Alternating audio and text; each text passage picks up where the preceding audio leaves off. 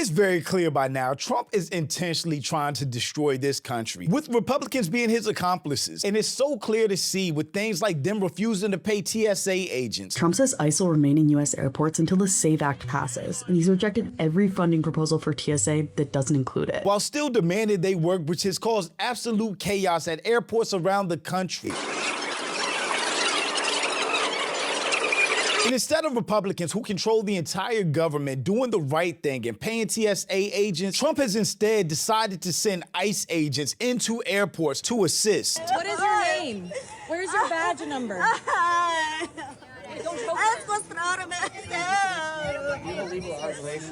But a lot of people have theories about what this is actually about. Trump is trying to create his own secret police. Donald Trump putting ICE at the airports is meant for you to not be able to leave the country. At this point, Trump is one of the most unlike presidents we've ever seen. He's destroyed the economy, embroiled us in a pointless war in the Middle East, and Republicans have been getting destroyed in every state election since Trump took office. And right now, they are terrified that a blue wave in the midterms so massive will wipe all of them out. Absolutely crazy in how the American people have totally turned on Donald Trump. Take a look at the independents. They go from +7 way down off the screen to -30 points. It looks like they're pulling out all the stops to try to steal the midterm elections this year, possibly using ICE at voter stations for intimidation and voter suppression, based on this whole little test run with ICE being placed at airports. We can use this as a test run, as a test case to get ICE's involvement in the 2026 midterm elections. But I'm Jew. Welcome to the channel. Please like and share the video. Don't forget to sub. Now, let's get into it. One question I want the mainstream media's head to blow up today.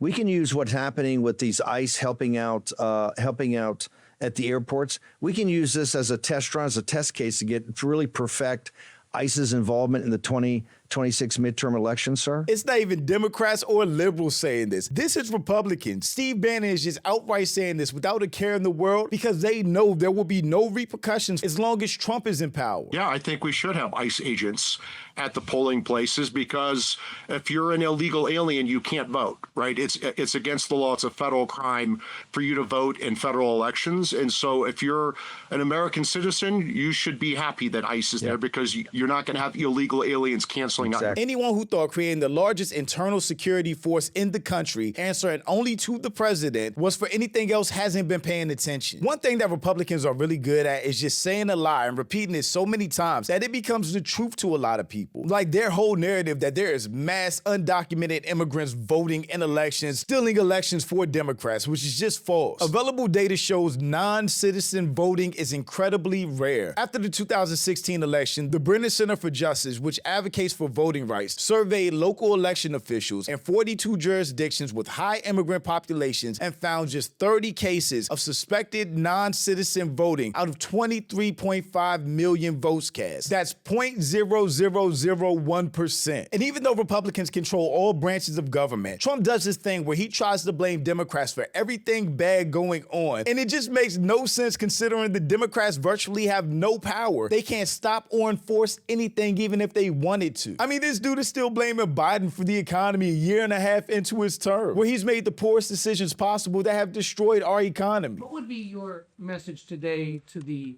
TSA agents who have been staying home in recent days amid this?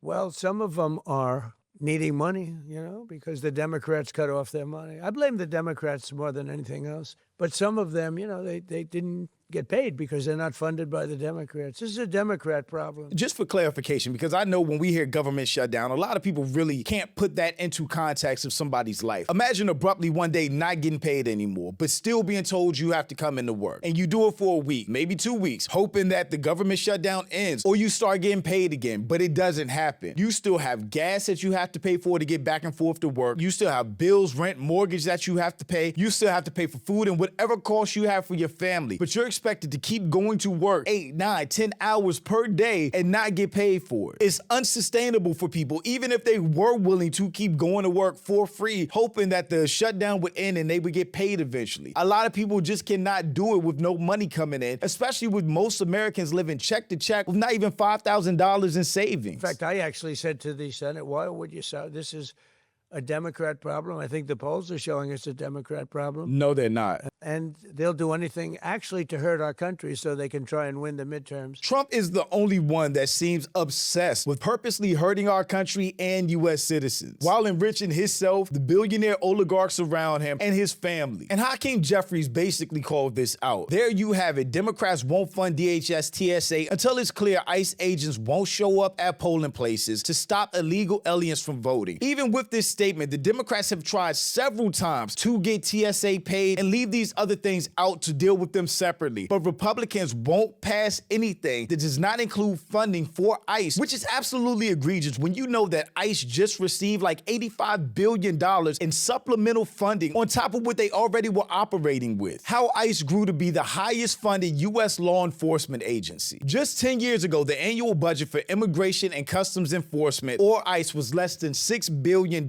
notably smaller than other agencies within the Department of Homeland Security. But ICE's budget has skyrocketed during President Trump's second term, becoming the highest funded U.S. law enforcement agency. All of that was baked into the big, beautiful bill. And the reason that Trump is funding ICE the way he is to use them how he wants as his private police force, which is what Hakeem Jeffries called out. It's the reason why we are in a DHS shutdown right now, because Republicans have refused to agree to the type of bold, transformative, meaningful, and dramatic reforms we are demanding in order for the Department of Homeland Security funding bill to move forward.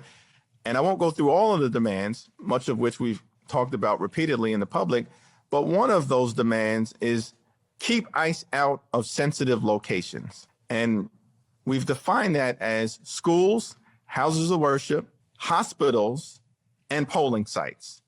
We want an explicit prohibition that ICE can go nowhere near any polling sites in the United States of America. Which goes back to the point. Undocumented immigrants do not vote. Check it out with the Heritage Foundation. Stop spreading lies. Trump says ICE will remain in U.S. airports until the SAVE Act passes, and he's rejected every funding proposal for TSA that doesn't include it, because he wants to make voting harder for the millions of American citizens who don't have the proof of citizenship documentation required by the bill. A $130 passport that 140 million Americans lack, or a birth certificate that matches their name, which would be a problem for the 69 million women who took their partner's last name after marriage, and the millions of others who legally changed names. Trump claims the act would stop illegal immigrants from voting, but even the conservative Heritage Foundation could only find 68 cases of non-citizens voting since the 1980s. All it is for 68 cases. The real reason for passing it? It'll guarantee the midterms. If you don't get it, big trouble. But the irony is the plan could backfire. Republicans are less likely to own a passport and more likely to change their names when marrying. Plus, some rural voters would have to drive up to 8 hours to update their voter registration information. Trump is doing what he always does, manufacturing an enemy to get his supporters to give up their own power in the name of hurting people with less power. Trump is trying to create his own secret police. Los Angeles isn't the only community being terrorized by Trump's immigration agents. It's happening everywhere. In Missouri, ICE agents stormed a local Mexican restaurant without a warrant, arresting a dozen employees without any probable cause. In San Antonio, 6 SUVs full of ICE agents arrested a father as he was loading his 2 children into the car for school,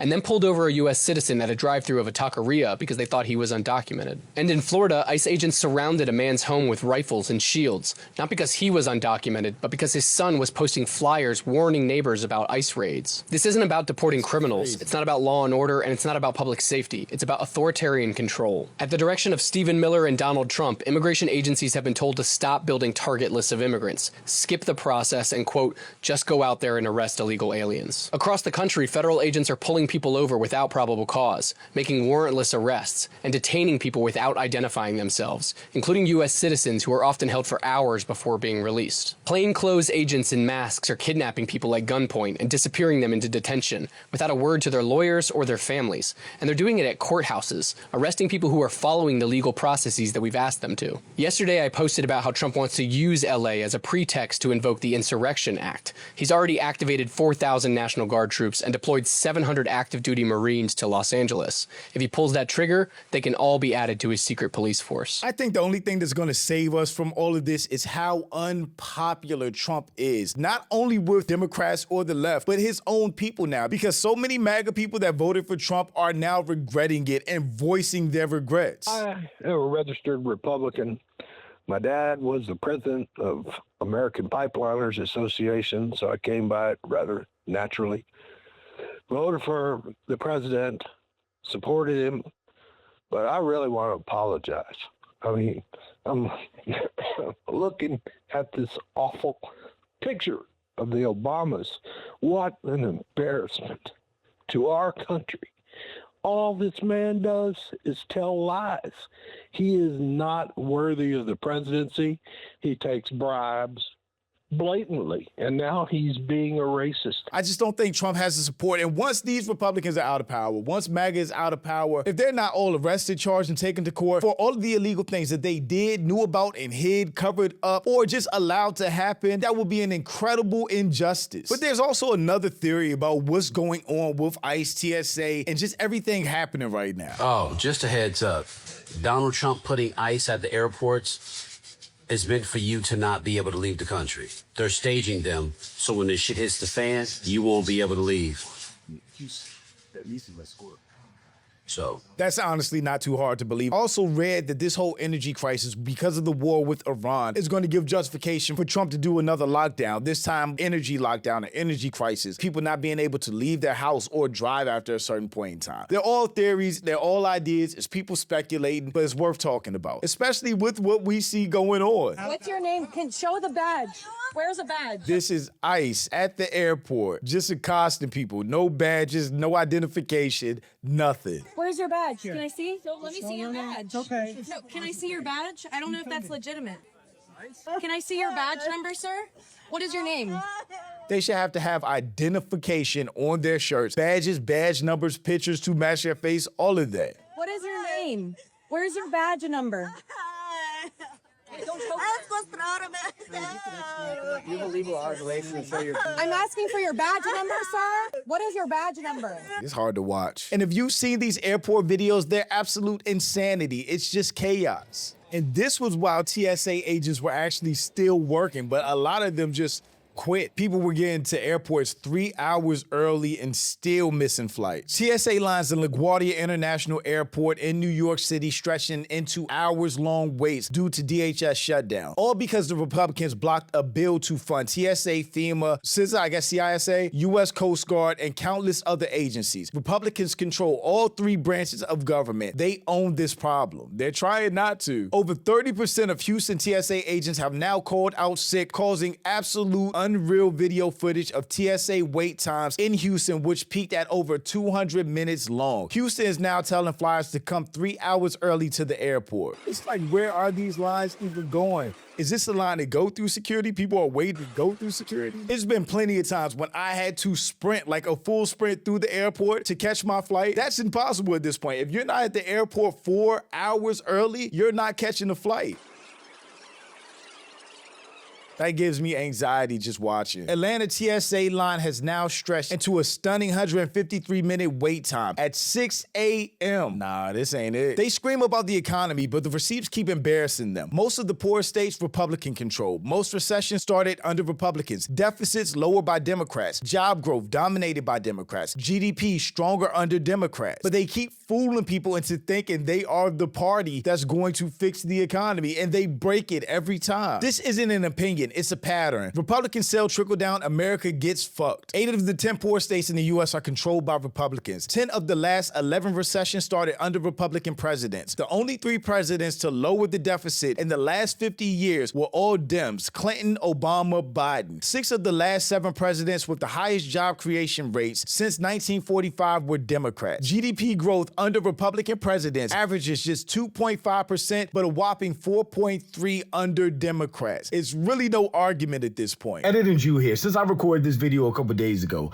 Trump has signed an executive order immediately paying TSA agents during the shutdown, which proves he could have paid them at any time he wanted if he wanted to. But the chaos at the airports nationwide and the public outcry basically got too loud for Trump, and he folded like he usually does when something is really unpopular. Whatever Trump's real plan is for ICE is bad for U.S. citizens either way. We already saw how temperamental, antagonistic, brutal, and violent they are. stomping through U.S. cities, harassing, brutalizing, and murdering U.S. citizens. Now they're being released at airports for what a lot of people is a test run for them being placed at voting polls to do even more damage. At this point, it's just fingers crossed that we make it to the midterms, and if we do, you better be out there voting to get Republicans out of power, because that's our only hope for putting guardrails and brakes on this Trump administration. But shout out to my channel members. Thank you so much for supporting, and thanks for watching. Y'all let me know what you think about all this in the comments. Also, make sure you check out the next video, and don't forget to follow me on Instagram for behind the scenes and life stuff, and I'll catch you next time. Peace.